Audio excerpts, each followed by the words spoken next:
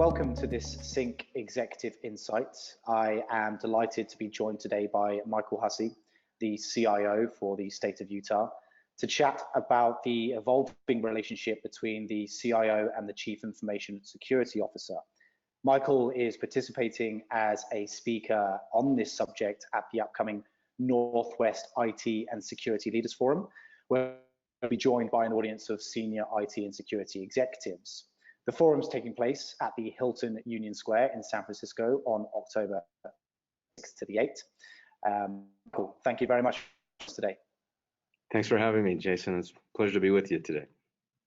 No worries at all. So I'm just going to jump straight into it. You know, it's safe to say that the CIO CISO relationship has been clearly strengthening in recent years. But can you just begin by providing some oversight on your views as to why that hasn't always been the case, or it has taken some time to get to this point? You know, that's a great question. I think most CIOs are always worried about security, but sometimes those, maybe those objectives are sometimes at odds, at least in the past, where the CIO has always been worried about how do I move a project forward timely, quickly, and I'm trying to do these things. And maybe it was those goals were at odds one another between the CIO and the CISO. So over the past, I think historically that's how it's been. But I don't know that that's always the case. I think now more and more that you see the climate out there, it's challenging, and how to make sure that those CISOs keep the CIO in check sometimes is more of what they're trying to do to help the CIO. Well, first of all, keep his job so you don't have a breach, but also to help the CIO protect the data. So I think just historically, seeing the CIO trying to move quickly, the CISO trying to rein him in to make sure that the data is protected and safe, and trying to figure out how to do that together has always been that challenge between the CISO and the CIO. But again, now I think the CIO relies completely on the CISO going forward. Great, and you obviously mentioned that data is kind of like the key link here, right? And the assumption would obviously be that the publication of major data breaches, which obviously many people know, in the media, and the subsequent heightened focus on security then sped up the need for that relationship to develop and blossom. Sure. Yeah.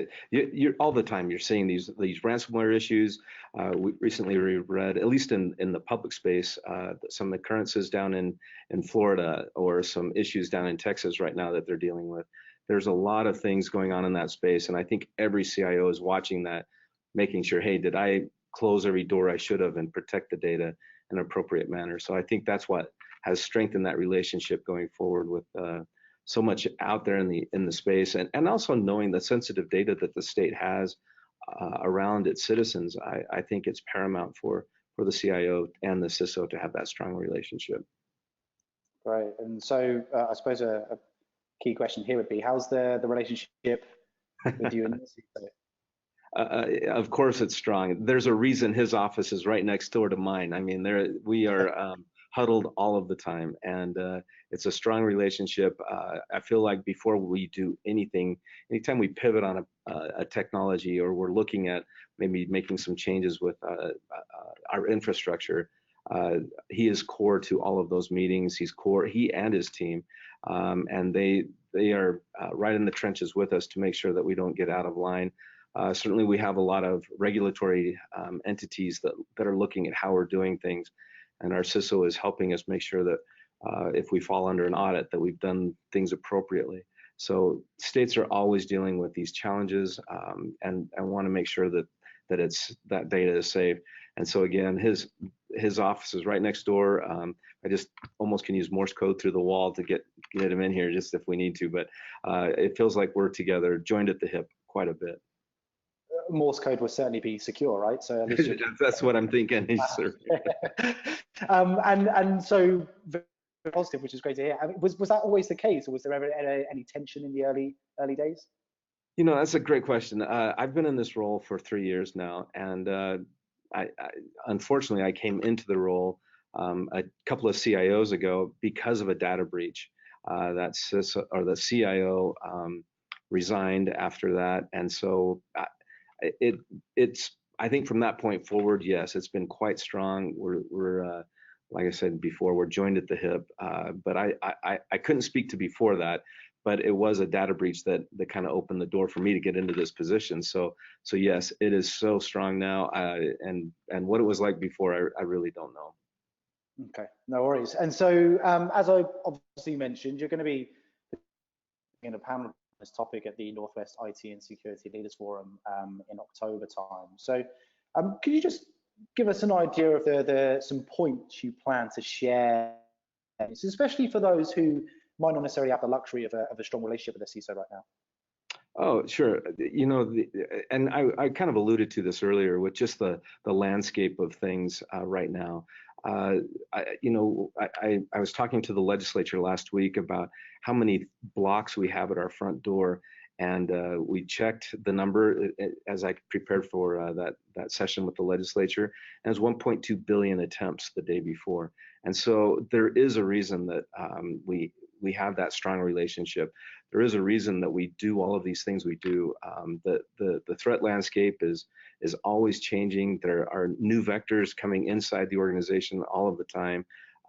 Like I alluded to earlier, there's a financial gain for these really bright hackers that are out there.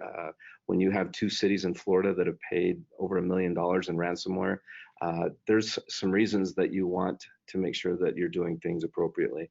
And so some of those are the kinds of things that we can talk about the landscape of what the threat landscape, what it looks like, why it is the number one relationship I feel like I have in the office.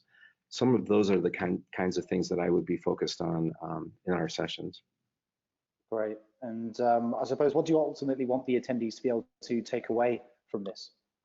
Well, some of those kinds of things where you like, what does the landscape really look like? Is it one that you feel like you're comfortable in, or are you losing sleep at night, or what's the challenge that you have to get there? Is it maybe how to strengthen that relationship with your CISO, how to get over some of these hurdles? Are you addressing the regulatory frameworks that have been imposed upon you? Are you comfortable with those kinds of things? Are you confident in the protections that you provide your employees? Are you doing phishing campaigns, those kinds of things? Some of those things are the weak link in organizations. Are those kinds of things in place and you're confident? Are you doing security awareness training and testing that? That we constantly do that with our employees. Do you have cyber insurance? Is that on your radar?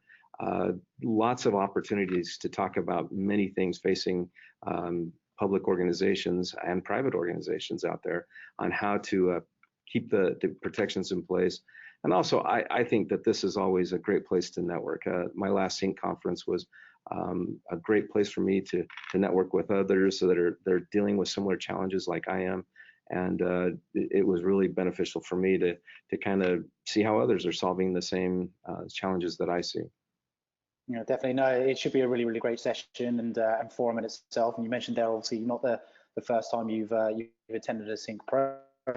Outside of the general networking, getting the chance to meet some folks, what other things, or I suppose, what are you most looking forward to about the?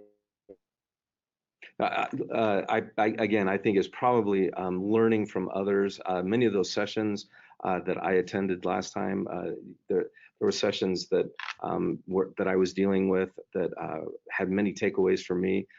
As we talked about, even the workforce. What does the workforce look like for you? Some of those kinds of things that are challenges that modern CIOs are looking at, how to overcome those. And so there's many sessions that I plan on attending to certainly glean information from some very bright individuals in the industry.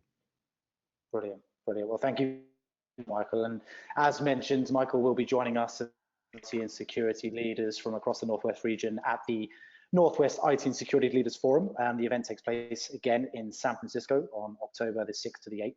And for further information on that event and for registration details, you can go to www.syncusa.com. That's it from me. Thank you very much, Michael, for participating in this interview today. Greatly appreciated, and very much looking forward to seeing you in San Francisco in a few weeks' time. All right, sounds good, Jason. I'll see you there. Brilliant. Thank you so much. Bye.